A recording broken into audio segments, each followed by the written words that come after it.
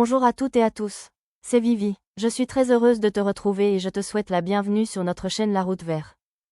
Avant de commencer, installe-toi confortablement et prépare tout ce qu'il te faut pour profiter pleinement de la vidéo, ta boisson préférée et de quoi prendre quelques notes. Un cahier, un stylo ou ton application habituelle feront parfaitement l'affaire. Tu aimes la littérature française du XVIIIe siècle ou tu te prépares au bac? Alors, cette vidéo est faite pour toi. Aujourd'hui, nous allons découvrir le roman épistolaire intitulé Lettres d'une Péruvienne de Françoise de Graffigny. Nous nous appuierons sur l'édition remaniée et augmentée de 1752, qui comprend 41 lettres. Nous commencerons par quelques renseignements biographiques sur l'auteur, puis nous présenterons l'œuvre ainsi qu'un bref résumé de chacune des 41 lettres. Nous nous intéresserons à ses thèmes majeurs et aux problématiques qu'elle soulève. Nous verrons également comment l'œuvre s'inscrit dans le parcours, un nouvel univers s'est offert à mes yeux. Nous analyserons ensuite quelques passages et expressions à retenir.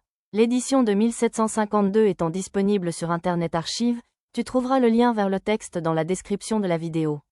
Puis, nous observerons quelques procédés d'écriture afin de mieux comprendre l'écriture de l'auteur.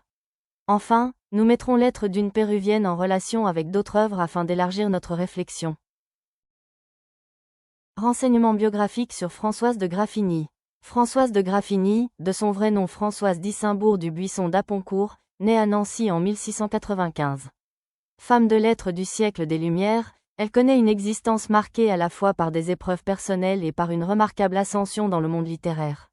Mariée très jeune à François Huguet de Graffigny, elle subit pendant plusieurs années les violences de son époux. Elle obtient finalement une séparation en 1723 et devient veuve 2 ans plus tard. Cette expérience personnelle difficile permet aussi de mieux comprendre l'attention qu'elle accordera, dans son œuvre, à la condition des femmes et à leur dépendance au sein de la société. Après plusieurs années passées en Lorraine, elle s'installe à Paris en 1739. Elle entre alors progressivement dans les milieux intellectuels et littéraires de son époque et fréquente notamment Voltaire, Marivaux, Rousseau, d'Alembert et Diderot. Elle participe à la vie des salons et finit également par tenir son propre salon, fréquenté par plusieurs personnalités du monde des lettres. L'écriture occupe une place essentielle dans sa vie. Françoise de Graffigny entretient notamment une correspondance considérable avec son ami François-Antoine Deveau. Les milliers de lettres qu'elle laisse constituent aujourd'hui un témoignage précieux sur sa vie personnelle, mais aussi sur la société et les milieux intellectuels du XVIIIe siècle. Sa véritable consécration littéraire arrive en 1747 avec Lettres d'une Péruvienne. Le roman épistolaire rencontre un immense succès et fait de Graffigny une auteure reconnue de son temps. 3 ans plus tard, elle connaît un nouveau succès avec sa pièce Cénie. Françoise de Graffigny meurt à Paris en 1758. Malgré la renommée dont elle bénéficie de son vivant, son œuvre tombe progressivement dans l'oubli après la Révolution française. Elle est redécouverte au XXe siècle, notamment grâce au regain d'intérêt porté aux femmes de lettres et à la place des femmes dans l'histoire littéraire. Résumé de l'œuvre Lettres d'une Péruvienne. Publiée pour la première fois en 1747, puis remaniée et augmentée en 1752, Lettres d'une Péruvienne est un roman épistolaire de Françoise de Graffigny. L'édition de 1752, que nous étudions ici, comprend 41 lettres. Le roman raconte l'histoire de Zilia, une jeune princesse inca promise à Asa. Enlevée lors de l'arrivée des conquistadors espagnols au Pérou, elle est séparée de celui qu'elle aime et emmenée loin de son pays. Après l'attaque du navire espagnol par des Français, elle est recueillie par le chevalier d'Étéville, qui tombe progressivement amoureux d'elle. Arrivée en France, Zilia découvre une langue, des objets, des comportements et une société totalement nouveaux pour elle.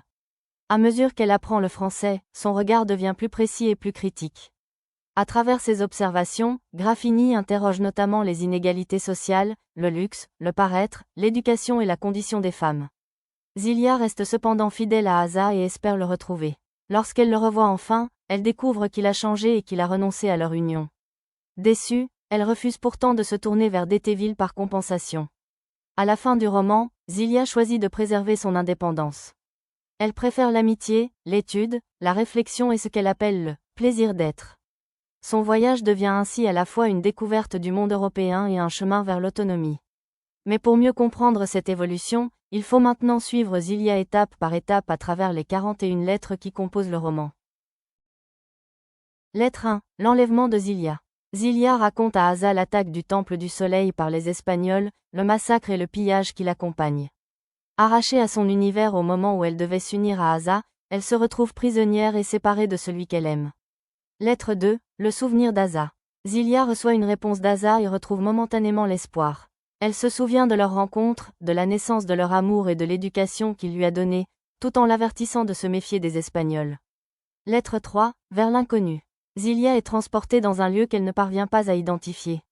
Privée de repères et incapable de comprendre ceux qui l'entourent, elle tente de maintenir son lien avec Asa malgré son angoisse. Lettre 4, un monde incompréhensible. Tout ce qui entoure Zilia lui est étranger et l'impossibilité de communiquer renforce son isolement. Elle remarque cependant la présence constante d'un homme bienveillant, qu'elle désigne comme un cacique, d'Étéville. Lettre 5, la perte des quipots. Privée de ses quipots, Zilia perd le principal moyen qui lui permettait de conserver ses pensées et de communiquer symboliquement avec Asa. Cette disparition accentue son sentiment de solitude et de déracinement. Lettre 6, la découverte du navire. Zilia comprend progressivement que le lieu mouvant dans lequel elle est enfermée est un navire qui l'éloigne de sa patrie. Cette découverte provoque chez elle un profond désespoir. Lettre 7, le désespoir. Convaincue qu'elle est emportée toujours plus loin d'Asa et du Pérou, Zilia sombre dans la détresse. La séparation semble désormais prendre une dimension presque irréversible. Lettre 8, une terre à l'horizon. Grâce à d'Étéville et à un instrument qui lui est inconnu, une longue vue, Zilia aperçoit la terre. Cette découverte extraordinaire ranime son espoir et nourrit sa curiosité devant les inventions européennes. Lettre 9, d'Étéville et la France. Zilia commence à mieux comprendre sa situation et découvre progressivement l'identité de d'Étéville. Elle perçoit également les sentiments qu'il éprouve pour elle, mais reste entièrement fidèle à Asa. Lettre 10, les premières découvertes. Arrivée en France, Zilia entre dans un univers rempli d'objets inconnus. Sa découverte du miroir, qu'elle ne comprend pas immédiatement, illustre avec humour et étonnement le choc entre son monde et la civilisation européenne. Lettre 11, le regard des Français. Présentée à la société française, Zilia devient elle-même un objet de curiosité. Les commentaires portés sur son apparence lui révèlent une société attachée aux apparences, tandis que la bienveillance de d'Étéville continue de la rassurer. Lettre 12, une merveilleuse machine. D'Étéville offre à Zilia des vêtements français et l'emmène en carrosse. La jeune péruvienne observe avec étonnement cette nouvelle invention et poursuit sa découverte concrète du monde européen. Lettre 13, la famille de d'Étéville. À la campagne, Zilia rencontre la famille de d'Étéville, notamment sa sœur Céline. Une relation de confiance commence à se construire entre les deux jeunes femmes. Lettre 14, les mœurs françaises. Confrontée aux comportements amoureux et mondains des Français, Zilia les compare avec les valeurs qu'elle connaît. Elle critique notamment la légèreté des relations et certains comportements qu'elle juge superficiels. Lettre 15, d'Étéville et Céline. Au milieu d'un monde dont elle comprend encore difficilement les codes, Zilia distingue la sincérité de d'Étéville et de Céline. Leur conduite contraste à ses yeux avec celle d'une partie de la société qu'elle découvre. Lettre 16, apprendre le français. Zilia commence véritablement l'apprentissage de la langue française. Cette acquisition constitue une étape décisive. Comprendre les mots va progressivement lui permettre de comprendre le monde qui l'entoure.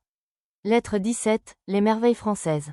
À mesure qu'elle découvre les arts et les réalisations françaises, Zilia éprouve une véritable admiration pour certaines formes du génie européen, notamment pour le spectacle. Son regard sur la France devient ainsi plus complexe et ne se limite pas à la critique. Lettre 18, un nouvel univers. La connaissance de la langue transforme profondément la perception de Zilia. Ce qu'elle voyait sans comprendre prend désormais un autre sens. Mais chaque nouvelle connaissance lui révèle également des réalités douloureuses et accentue sa réflexion critique. Lettre 19, l'écriture et l'absence. Zilia apprend à écrire en français, même si cet apprentissage lui demande encore beaucoup d'efforts. D'Étéville étant partie à la guerre, elle poursuit parallèlement sa découverte de la religion et des usages français. Lettre 20, les inégalités sociales. Grâce notamment aux livres, Zilia approfondit sa connaissance de la France.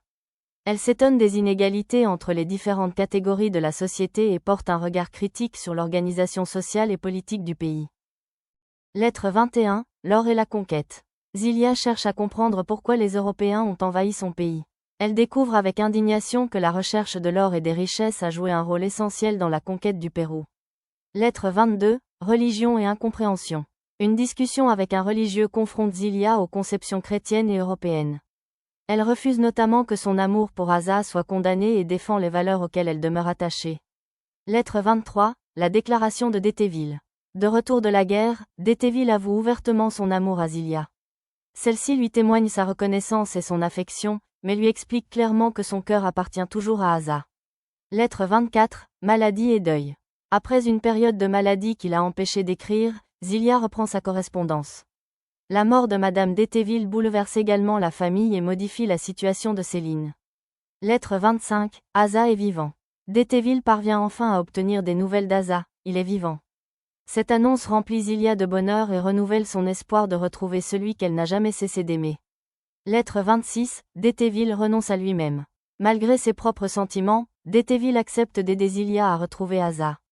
Son attitude révèle la générosité de son amour, puisqu'il œuvre désormais au bonheur de celle qu'il aime avec un autre homme. Lettre 27, une situation nouvelle. Après la mort de Madame d'Étéville, Céline récupère ses biens et peut enfin envisager d'épouser l'homme qu'elle aime. Zilia retrouve également plusieurs objets provenant du Pérou, qui renouent matériellement son lien avec son passé. Lettre 28, le retour à la campagne. Après le mariage de Céline, Zilia séjourne à nouveau à la campagne. Elle observe avec curiosité la manière dont les Français organisent et transforment la nature, tout en s'interrogeant sur leur goût du luxe et du superflu. Lettre 29, les contradictions françaises. Le regard de Zilia devient plus sévère envers la société française. Elle dénonce notamment le décalage entre les qualités que les Français prétendent posséder et certains comportements dominés par la vanité, l'artifice et les apparences. Lettre 30, doute et fidélité. Zilia continue d'affirmer la force de son amour pour Asa, mais l'absence prolongée de celui-ci commence à faire naître l'inquiétude. Les remarques et l'attitude de d'Étéville contribuent également à troubler ses certitudes. Lettre 31, l'amour impossible de d'Étéville. D'Étéville ne parvient plus à dissimuler la souffrance que lui cause son amour pour Zilia. Celle-ci comprend davantage l'intensité de ses sentiments, sans pour autant renoncer à sa fidélité envers Asa. Lettre 32, une société sous le regard critique de Zilia.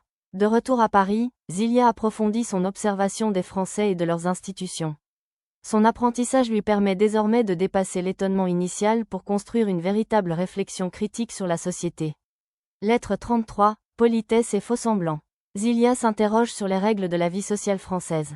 Derrière la politesse et les belles manières, elle découvre souvent l'hypocrisie, le mensonge et le souci excessif de l'opinion d'autrui. Lettre 34, l'éducation des femmes. Zilia analyse la condition des femmes françaises et cherche les causes du mépris dont elles sont victimes. Elle dénonce surtout une éducation qui les maintient dans l'ignorance tout en exigeant ensuite d'elles vertu, mérite et intelligence. Lettre 35, une maison pour Zilia. D'Étéville et Céline conduisent Zilia dans une maison de campagne préparée pour elle. Elle découvre avec émotion qu'elle en est propriétaire et qu'une partie des richesses provenant du Temple du Soleil a permis de lui assurer cette indépendance matérielle.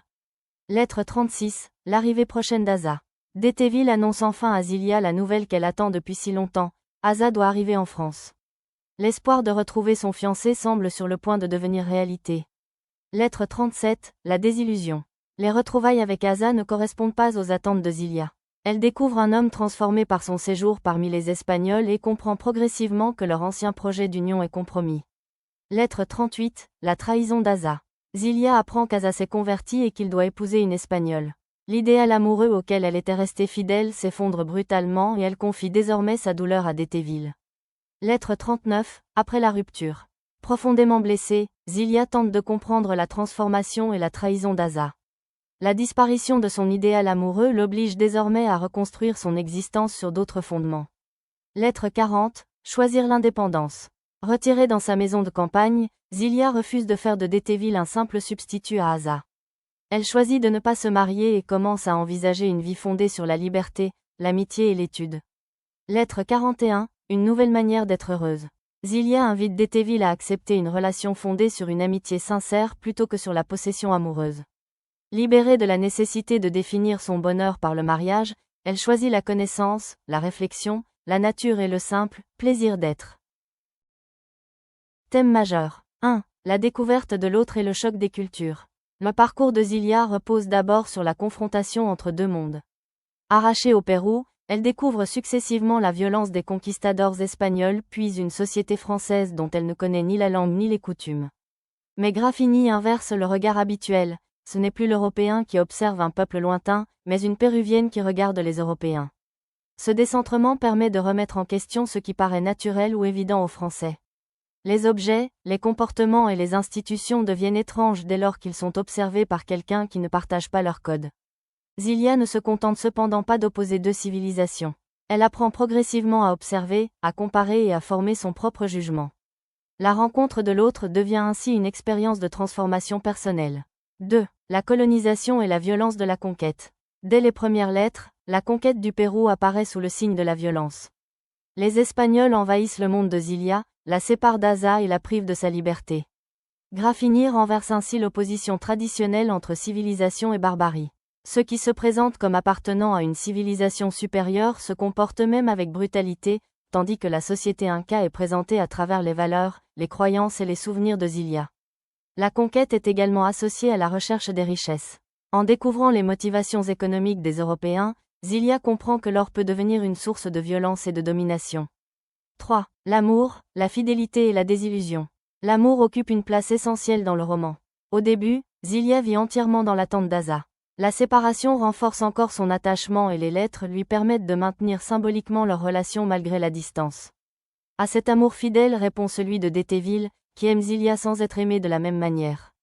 Deux conceptions de l'amour se rencontrent ainsi, l'idéal auquel Zilia reste longtemps attachée et la passion de Détéville. La découverte de la trahison d'Aza provoque cependant une rupture fondamentale. Zilia comprend que son bonheur ne peut plus dépendre exclusivement d'un homme. Le roman conduit alors progressivement de l'amour comme dépendance affective vers une autre conception de l'existence, fondée sur l'amitié et le plaisir d'être. 4. La critique de la société française. Le regard étranger de Zilia permet à Graffigny de transformer la découverte de la France en observation critique. Paris, les salons, le théâtre, les comportements mondains ou encore les rapports entre les différentes classes sociales deviennent autant d'occasions d'interroger la société du XVIIIe siècle. Zilia remarque notamment l'importance accordée au paraître, au luxe et à l'opinion d'autrui. Elle découvre aussi les contradictions d'une société qui se considère comme civilisée tout en maintenant de profondes inégalités. Son regard n'est pourtant pas systématiquement hostile. Elle admire certaines connaissances et certaines réalisations françaises. C'est précisément cette capacité à distinguer, plutôt qu'à condamner indistinctement, qui accompagne la naissance de son esprit critique. 5. La langue, le savoir et la naissance de l'esprit critique. Au début du roman, Zilia ne comprend pas le français et utilise les quipots pour conserver et transmettre ses pensées. L'incompréhension linguistique l'isole et la rend dépendante de ceux qui l'entourent. L'apprentissage du français constitue donc un véritable tournant. À mesure qu'elle acquiert la langue, elle peut nommer ce qu'elle voit, lire, écrire et accéder directement aux connaissances. Le passage des quipots à l'écriture alphabétique accompagne ainsi une transformation intellectuelle beaucoup plus profonde. Le savoir devient progressivement un moyen d'émancipation. Zilia ne reçoit plus passivement le monde qui l'entoure, elle l'interroge. L'apprentissage de la langue, la lecture et la réflexion lui permettent de construire un jugement personnel et de conquérir une véritable autonomie intellectuelle. 6. La condition féminine et la conquête de l'autonomie. La situation des femmes constitue l'un des enjeux majeurs du roman, particulièrement visible lorsque Zilia observe l'éducation réservée aux Françaises. Elle constate qu'on leur demande de plaire et de respecter les conventions, mais qu'on ne leur donne pas toujours les moyens intellectuels nécessaires pour développer pleinement leur jugement. La trajectoire de Zilia offre progressivement un contre-modèle.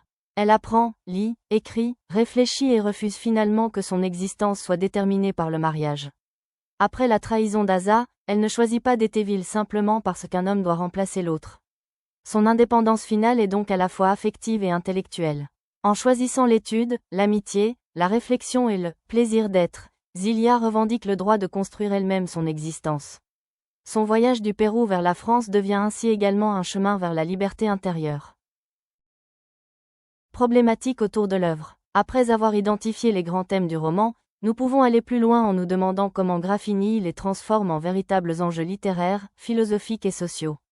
Voici 6 problématiques qui permettent d'interroger l'œuvre sous différents angles. 1. Comment le regard étranger de Zilia permet-il à Graffigny de remettre en question la société française? En plaçant une jeune péruvienne au centre du récit, Graffigny crée une distance entre les habitudes françaises et le regard qui les observe. Ce qui paraît naturel aux Français devient étrange aux yeux de Zilia. Son étonnement permet ainsi de révéler les contradictions d'une société marquée par le luxe, le paraître, les inégalités et le poids des conventions. 2. Dans quelle mesure la confrontation entre le Pérou et l'Europe permet-elle de réfléchir aux notions de civilisation et de barbarie? Le roman confronte plusieurs cultures sans accepter automatiquement la prétendue supériorité européenne. La violence de la conquête espagnole remet notamment en cause l'image d'une Europe civilisée. À travers les comparaisons de Zilia, Graffigny invite donc le lecteur à s'interroger sur les critères selon lesquels une société peut se considérer comme supérieure à une autre. 3. Comment l'apprentissage de la langue et l'accès au savoir transforment-ils Zilia? Au début du roman, l'impossibilité de comprendre la langue française enferme Zilia dans une situation de dépendance. Son apprentissage progressif du français, puis de la lecture et de l'écriture, lui donne accès à un monde nouveau. Le savoir devient alors un instrument d'émancipation. Comprendre les mots permet à Zilia de comprendre la société, de la juger et finalement de penser par elle-même. 4. Comment le roman épistolaire permet-il de représenter l'évolution du regard et de l'identité de Zilia? Les lettres donnent directement accès aux perceptions, aux émotions et aux réflexions de l'héroïne. Leur succession permet de suivre les transformations de son regard presque étape par étape. D'abord désorientée et entièrement tournée vers Asa, Zilia devient progressivement observatrice, critique et autonome. La forme épistolaire ne sert donc pas seulement à raconter l'histoire, elle rend visible la construction progressive d'une conscience individuelle. 5. Comment Graffini fait-elle de la condition féminine un enjeu essentiel de la critique sociale? À travers ses observations, Zilia découvre les contradictions de la situation des femmes françaises. On attend d'elles certaines qualités intellectuelles et morales, tout en limitant leur accès à une véritable éducation. Mais la critique passe également par le destin de Zilia elle-même. En apprenant, en réfléchissant et finalement en refusant de définir son avenir uniquement par le mariage, elle remet en question le modèle féminin que la société cherche à imposer. 6. En quoi la désillusion amoureuse conduit-elle Zilia à conquérir une nouvelle forme de liberté? Pendant une grande partie du roman, l'existence de Zilia reste organisée autour de son amour pour Asa et de l'espoir des retrouvailles. Sa trahison provoque donc un véritable effondrement. Pourtant, Zilia ne remplace pas Asa par Détéville. Elle transforme cette rupture en possibilité de reconstruire son existence autrement, autour de l'amitié, de l'étude, de la réflexion et du plaisir d'être. La désillusion devient ainsi paradoxalement une étape décisive vers l'autonomie. Ces 6 problématiques montrent que l'être d'une Péruvienne dépasse largement le récit des aventures et des amours de Zilia. Regarder l'autre, comparer les cultures, apprendre, juger et choisir sa propre existence constituent différentes étapes d'un même parcours, celui d'une femme qui découvre un nouvel univers tout en apprenant progressivement à construire le sien. Le parcours, un nouvel univers s'est offert à mes yeux. Le parcours associé à l'être d'une Péruvienne porte le titre « Un nouvel univers s'est offert à mes yeux ». Cette expression met immédiatement l'accent sur la découverte, mais aussi sur le regard. Tout au long du roman, Zilia est confrontée à des réalités qu'elle ne connaît pas et qu'elle doit progressivement apprendre à observer, à comprendre et à interpréter. Le parcours peut ainsi être envisagé à travers plusieurs formes de découverte. 1. La découverte d'un nouvel espace. Le premier bouleversement est géographique. Arrachée au Pérou, Zilia quitte brutalement le monde dans lequel elle a grandi. Le voyage maritime, puis l'arrivée en France, la place dans des espaces totalement inconnus. Cette découverte n'est pourtant pas celle d'une voyageuse libre. Elle commence par l'enlèvement, la séparation et la perte des repères. Le nouvel univers apparaît donc d'abord comme un monde inquiétant, avant de devenir progressivement un espace d'observation et d'apprentissage. 2. La découverte d'une autre culture. Zilia rencontre des objets, des vêtements, des comportements et des usages qu'elle ne peut immédiatement comprendre. Son regard transforme alors les réalités les plus ordinaires pour le lecteur français en véritables objets d'étonnement. Ce procédé permet à Graffini de créer un effet de décentrement. En découvrant la France avec Zilia, le lecteur est invité à regarder autrement sa propre société et à prendre conscience du caractère relatif de certaines habitudes culturelles. 3. La découverte d'une nouvelle langue. La langue occupe une place fondamentale dans ce parcours. Tant que Zilia ne comprend pas le français, elle voit le monde qui l'entoure sans pouvoir véritablement l'interpréter. L'apprentissage linguistique lui ouvre alors, au sens propre, un nouvel univers. Les mots lui permettent d'accéder aux idées, aux livres et aux échanges avec les autres. Mais comprendre davantage signifie également découvrir les contradictions et les injustices que son ignorance lui dissimulait auparavant. 4. De l'étonnement au regard critique. Au début, Zilia cherche surtout à donner un sens à ce qu'elle voit. Progressivement, son regard change de nature, elle ne se contente plus de constater les différences, elle compare et elle juge. Les inégalités sociales, le luxe, le paraître, l'éducation des femmes ou encore certaines conventions deviennent ainsi des objets de réflexion. La découverte du nouvel univers français permet à Graffini de construire une critique de la société européenne à travers un regard extérieur. 5. La découverte de l'altérité, mais aussi de soi. Le parcours ne concerne pas uniquement ce que Zilia découvre autour d'elle. La confrontation avec l'altérité transforme également la manière dont elle se définit elle-même. Elle reste profondément attachée à ses origines, mais son expérience française lui apporte de nouvelles connaissances et de nouvelles possibilités de pensée. Elle ne devient donc simplement ni française ni européenne, elle construit progressivement une identité personnelle nourrie par l'expérience de plusieurs univers. 6. Un nouvel univers intérieur. Enfin, la découverte la plus profonde est peut-être celle que Zilia fait d'elle-même. Pendant longtemps, son avenir semble entièrement lié à Asa. La désillusion amoureuse détruit cette certitude, mais elle ouvre paradoxalement une nouvelle possibilité. En refusant de remplacer Asa par Détéville, Zilia découvre qu'une femme peut concevoir son existence autrement que par l'union amoureuse. L'étude, la réflexion, l'amitié et le plaisir d'être lui ouvrent alors un dernier univers, celui de l'autonomie. Ainsi, le parcours « Un nouvel univers s'est offert à mes yeux » ne désigne pas seulement la découverte de la France par une jeune péruvienne. Le pluriel des découvertes est essentiel. Nouveaux espaces, nouvelles cultures, nouvelles langues, nouvelles connaissances, nouveaux regards et nouvelles conceptions de soi. Chez Graffini, découvrir un autre monde conduit finalement Zilia à regarder autrement le monde, mais aussi à inventer sa propre manière d'y vivre. Passages et expressions à retenir. 2 passages. Passage 1, lettre 18, la découverte d'un nouvel univers. Dans la lettre 18, Zilia revient sur les conséquences de son apprentissage du français. Jusqu'alors, elle observait un monde dont une grande partie du sens lui échappait. La connaissance de la langue modifie profondément cette situation. À mesure que j'en ai acquis l'intelligence, un nouvel univers s'est offert à mes yeux. Cette découverte est pourtant ambivalente. Apprendre ne signifie pas seulement accéder à davantage de connaissances. Chaque nouvelle compréhension oblige Zilia à abandonner certaines de ses anciennes certitudes. Les objets changent de sens et le monde qu'elle croyait connaître se révèle beaucoup plus vaste qu'elle ne l'imaginait. Ce passage marque donc le passage de l'étonnement à la compréhension. La langue devient un instrument de connaissance, mais également le point de départ d'un regard plus personnel et plus critique. Le nouvel univers est à la fois géographique, culturel et intellectuel. Passage 2, lettre 41, le plaisir d'être. À la fin du roman, Zilia a perdu l'avenir qu'elle avait imaginé avec Asa. Elle refuse cependant de construire immédiatement son existence autour d'un autre amour. Face à la solitude, elle découvre d'autres sources de bonheur, la connaissance, l'observation de la nature, la réflexion et la conscience même d'exister. Le plaisir d'être, cette pensée si douce, ce bonheur si pur, je suis, je vis, j'existe. La formule constitue l'aboutissement du chemin parcouru. Au début du roman, Zilia semblait ne pouvoir concevoir son bonheur qu'à travers Asa. Dans la dernière lettre, elle se découvre capable de donner elle-même un sens à son existence. Le voyage extérieur s'achève ainsi sur une conquête intérieure. Le bonheur n'est plus nécessairement associé à la possession amoureuse ou au mariage. Zilia revendique le droit d'étudier, de penser, de cultiver l'amitié et simplement d'exister. Contre-expression. 1. Un nouvel univers s'est offert à mes yeux. Lettre 18. C'est naturellement l'expression fondamentale du parcours. Elle traduit la transformation du regard de Zilia grâce à la langue et à la connaissance. Découvrir un nouvel univers signifie aussi apprendre à regarder autrement. 2. Le superflu pour l'objet de leur culte. Lettre 28. Zilia utilise le vocabulaire religieux pour dénoncer la place excessive accordée au luxe dans la société française. Le superflu semble devenir une véritable idole à laquelle les Français consacrent leurs arts, leurs richesses et leurs efforts. 3. Le chef-d'œuvre de l'inconséquence française. Lettre 34. Cette formule particulièrement incisive concerne l'éducation des femmes. Zilia souligne une contradiction. La société attend des femmes du mérite et de la vertu, alors que l'éducation qu'elle leur impose ne leur donne pas réellement les moyens de les développer. 4. Je suis, je vis, j'existe. Lettre 41. La triple affirmation résume l'aboutissement du parcours personnel de Zilia.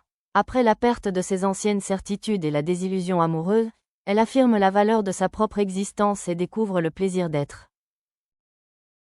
Quelques procédés d'écriture. 1. La forme épistolaire. Le choix de la lettre place le lecteur au plus près de l'expérience de Zilia. Le récit est construit à la première personne et les événements ne nous sont pas présentés par un narrateur extérieur. Nous les découvrons au moment où Zilia les vit, les ressent et tente de les comprendre. Dès l'ouverture du roman, l'apostrophe Asa montre que l'écriture naît de l'absence et de la séparation. Zilia écrit d'abord pour maintenir un lien avec celui qu'elle aime. Ses lettres deviennent cependant progressivement autre chose, un lieu où elle observe le monde, organise ses découvertes et construit sa réflexion. La forme épistolaire permet donc de suivre simultanément l'histoire de Zilia et l'évolution de sa conscience. Ces lettres passent progressivement de l'expression de la douleur et de l'amour à l'analyse de la société et finalement, à l'affirmation d'une pensée autonome. 2. La périphrase. Zilia découvre d'abord l'Europe sans en connaître la langue. Ne disposant pas des mots français permettant de désigner certains objets, elle doit les décrire à partir de ce qu'elle voit et de ce qu'elle connaît déjà. Le procédé donne naissance à des périphrases, comme lorsqu'un objet inconnu est défini par son apparence ou sa fonction plutôt que par son nom.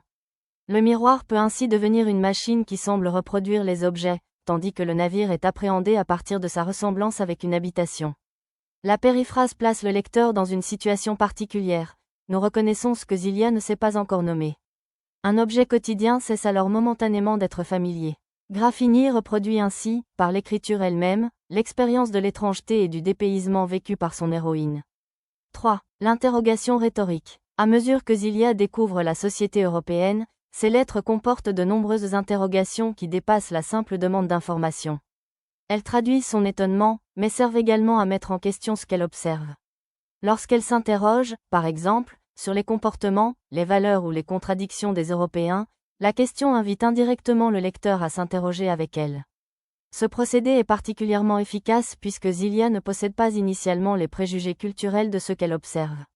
L'interrogation devient ainsi progressivement un instrument de pensée critique. Zilia ne reçoit pas passivement le nouvel univers qui s'offre à elle, elle le questionne. Et, à travers ces questions, Graffini conduit également le lecteur français à examiner sa propre société. 4. L'antithèse. Le roman repose fréquemment sur des oppositions qui mettent en évidence les transformations de Zilia et les contradictions du monde qu'elle découvre. Pérou, Europe, connu, inconnu, apparence, réalité, liberté-dépendance, savoir, ignorance. Ces contrastes apparaissent également dans l'évolution même de l'héroïne. Au début, Zilia est privée de ses repères et dépend largement des autres pour comprendre ce qui lui arrive. Progressivement, l'apprentissage de la langue et l'accès au savoir lui permettent de former son propre jugement. L'antithèse prend toute sa force dans le parcours général du roman. La perte initiale conduit paradoxalement à une conquête. Zilia perd son pays, ses certitudes et finalement son idéal amoureux, mais ces ruptures participent à la construction de son autonomie. L'opposition devient ainsi un moyen de mettre en valeur la transformation profonde du personnage. Œuvre à mettre en relation avec Lettres d'une Péruvienne. 1. Montesquieu, Lettres persanes, le regard étranger et la critique sociale. Publié en 1721, les Lettres persanes reposent, comme le roman de Graffini, sur la forme épistolaire et sur le regard de personnages étrangers. Uzbek Erika, deux Persans voyageant en France, découvrent Paris et observent avec étonnement les habitudes, les institutions et les comportements des Français. Le rapprochement avec Zilia est particulièrement intéressant. Dans les deux œuvres, le regard étranger crée une distance qui permet de rendre étrange ce qui paraît habituellement naturel. Les personnages observent, comparent et interrogent les usages français, tandis que le lecteur est conduit à reconsidérer sa propre société. Montesquieu et Graffini font ainsi du déplacement géographique un véritable instrument de décentrement et de critique sociale. 2. Voltaire, l'ingénu, l'altérité et la découverte d'un nouvel univers. Dans l'ingénu, publié en 1767, Voltaire raconte l'arrivée en France d'un jeune Huron qui ignore les usages de la société européenne. Sa manière directe de comprendre les comportements, la religion ou les institutions révèle progressivement leurs incohérences. Comme Zilia, l'ingénu découvre un monde dont il ne possède pas initialement les codes. Son étonnement transforme les réalités familières en objets de questionnement. Dans les deux œuvres, la confrontation avec l'altérité permet ainsi de réfléchir à la relativité des coutumes et des valeurs. Mais la découverte transforme également celui qui découvre. Zilia comme l'ingénu apprennent au contact du nouvel univers auquel ils sont confrontés. Le voyage devient une expérience de formation intellectuelle et personnelle. 3. Marivaux, la colonie, la condition féminine et l'émancipation. Dans La colonie, publiée en 1750, Marivaux imagine des femmes qui refusent la place secondaire qui leur est réservée et revendiquent leur participation à la vie politique et sociale. La comédie transforme ainsi les rapports entre les sexes en objets de réflexion. Le rapprochement avec Lettres d'une Péruvienne repose sur la remise en question de la condition féminine. Zilia observe notamment les contradictions d'une société qui exige certaines qualités des femmes tout en limitant leur éducation et leur autonomie. Les deux œuvres interrogent donc, par des moyens différents, une organisation sociale qui définit la place des femmes à leur place.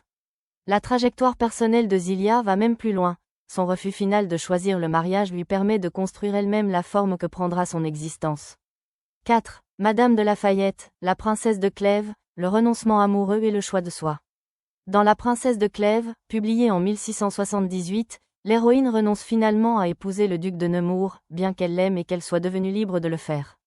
Elle refuse ainsi le dénouement amoureux que le lecteur pourrait attendre. La situation n'est pas identique à celle de Zilia, mais le rapprochement est particulièrement fécond. Après la trahison d'Aza, Zilia pourrait accepter l'amour de Détéville. Pourtant, elle refuse elle aussi de faire d'une nouvelle union amoureuse la condition de son avenir. Les deux héroïnes choisissent donc, pour des raisons différentes, une existence qui échappe au dénouement traditionnel par le mariage. Chez Graffigny, cette décision prend une dimension particulièrement forte. Zilia trouve dans l'amitié, l'étude, la réflexion et le plaisir d'être, les fondements d'une existence autonome.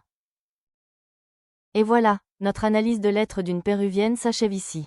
Mais le voyage de Zilia ne se limite pas à son déplacement du Pérou vers la France.